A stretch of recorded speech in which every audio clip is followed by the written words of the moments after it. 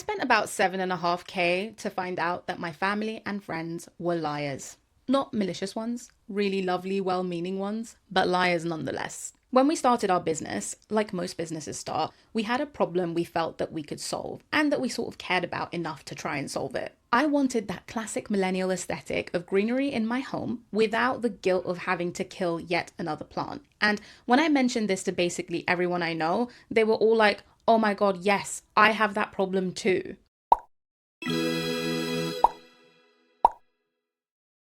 1.5K went on the first batch of stock and 6K went on trying to sell a lot of the other stock, which sold, but not really for the biggest profit margin. That ad spend on its own is a whole separate disaster. I've made another video on it. I'll link it if you're currently trying to start a business and working out the ad thing. But the real mistake wasn't the stock or the ads, although maybe technically it was. The main issue was the question I asked and who I asked it to. Here's the thing about asking people who love you whether or not they'd buy your thing. They're not lying because they want to hurt you and they're dicks. They're just answering a completely different question to the one that you think you're asking. You're basically asking, is this a good business idea? And what they're hearing is, do you support me? And of course they support you. They're so proud of you for trying, and saying no would basically be like kicking a puppy. I asked family, I asked friends, I asked random people that I met at restaurants, like the servers. I was like, hey, what do you think of this idea? And honestly, I feel like everybody I asked was just being really polite. And the problem with that was I took it as market research, which looking back is basically like asking your mum if she likes your haircut and then treating that like some kind of peer-reviewed study that you can go by, except it's horrible and she just loves you. I thought I'd done my homework, I'd read so many business books, but it just wasn't quite right. Nobody actually says, I probably wouldn't buy it, so they say yes. Everyone says yes, and all of a sudden you feel like you have a fantastic business idea, you're going to launch it next week and you're going to be a millionaire. But this is why it basically means nothing.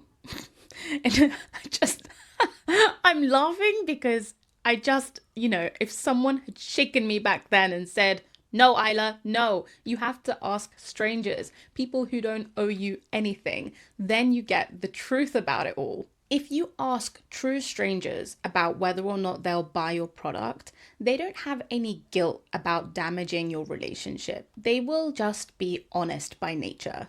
If it doesn't bring value to them, or they can get it from somewhere else, or they simply don't care, they will tell you. I hadn't really gone looking for that. I basically had enough yeses to skip to the fun part and start building the website and all of that good stuff. And obviously, as soon as you start doing that, the money starts leaving your account because you're investing into the idea.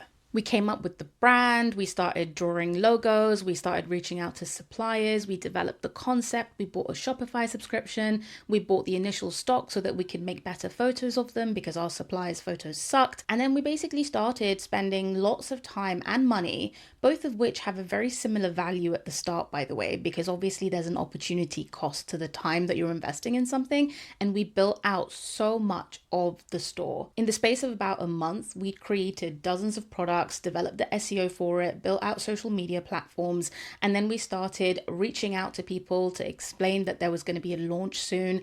And lo and behold, it just fell flat. And a few people we knew did buy a bunch of stuff, probably because they liked it, but mainly out of pity. But after that, it was crickets. And that's when the ads testing phase started. And obviously we spent hundreds and hundreds of pounds at the start, just kind of blowing it into thin air because we had no idea what we were doing. I think that the moral of the story here was something way bigger. I skipped a fundamental test. And ironically, this test had come up in some of my reading previously, and I just sort of glossed over it. Basically, all of these books, and I'll put them up around here so you can see, they all said the same thing.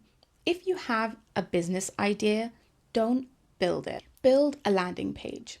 Explain the product like it already exists. Create a mock-up, maybe some visuals, explain what it is, the cost, how long it will take to ship, and then share it with family and friends, yes, but share it with strangers. Put it on social media, walk out in the street and pitch it to them. And then say, if you're interested, go to this landing page, put your email in and sign up for a wait list or put a small deposit down for the product. If 100 strangers do that, and you have a massive list of people waiting to buy your product or at least buy into your concept, then you know it's worth building. If you don't, then you know it's probably not the best idea to begin with. It doesn't mean that you can't do it in the future when you have more capital, but at the start, you really want a minimum viable product that somebody is going to part with their money for. I'm sad because I just wish I'd done this. I think the issue is asking your family and friends is a lot nicer, and then you can actually get on with doing the thing. But it can be the most expensive thing you end up doing because you really need a stranger to be able to say yes before you put your life savings on an idea that might not make you money, but that will have lost you time. So how would you actually do this? Get a WordPress, Squarespace, whatever, maybe even a free domain at the start, and build a simple page. And that page is basically designed to collect emails. You could put a PayPal link there or a Stripe link or something like that for deposits, and then basically explain and mock up the product. The amount of time it will take you to invest in building this is less than you think, and certainly much less than actually starting up your business and building a real store. Then you share that page with strangers, and the best place for it is Reddit or Facebook. Just go to the relevant subreddit or group, share your idea, share the landing page for people who want more information. If you get signups, you know you're heading in the right direction. This video is not here to put you off starting a business.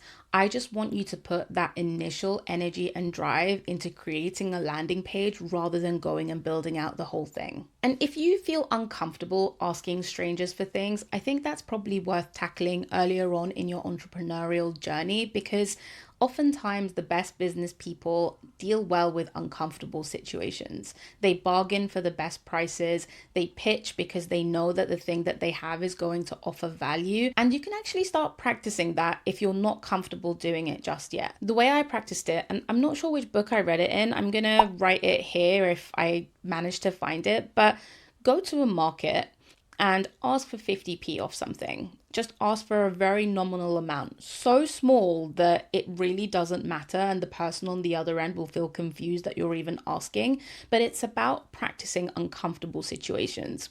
The more you do it and the smaller you start, the easier it gets. Then further down the line, you won't be so uncomfortable asking people to put a deposit down for something that you've come up with. You know what I mean?